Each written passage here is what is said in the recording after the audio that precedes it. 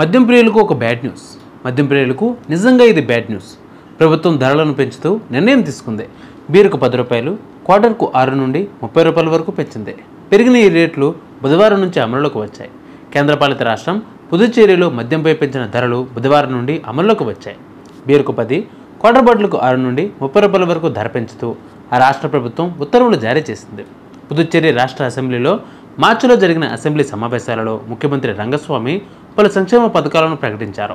ఈ పథకాలను విజయవంతంగా నిర్వహించాలంటే ప్రభుత్వానికి కాస్త అదనంగా 500 కోట్లు అవసరమని, ఆ స్థాయి నిధులు ప్రభుత్వ ఖజానాలో లేనందున ప్రభుత్వ ఆదాయం పెంచాల్సిన పరిస్థితి నెలకొంది.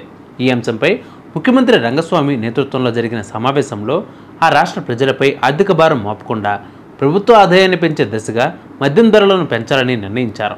ఆ మేరకు మద్యంపై ఎక్సైజ్ సుంకం, దుకాణాలకు లైసెన్స్ ఫీజు పెంచాలని నిర్ణయించారు.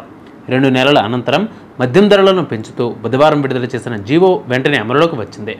ఈ జీవో ప్రకారం క్వాంటిటీని బట్టి ఒక్కో మద్యం సీసాకు 6 నుండి 120 రూపాయల వరకు ధర పెంచారు.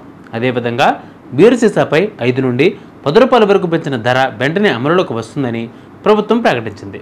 750 మిల్లీలీటర్లు ఫుల్ బాటిల్కు బ్రాండ్ను బట్టి 24 నుండి 120 రూపాయల వరకు ధర పెంచడంపై మందుబాబులు ఆందోళన వ్యక్తం చేస్తున్నారు. మరి మీరేమనుకుంటున్నారు? ఇలా మందు రేట్లు పెంచడం వల్ల లాభమా, నష్టమా?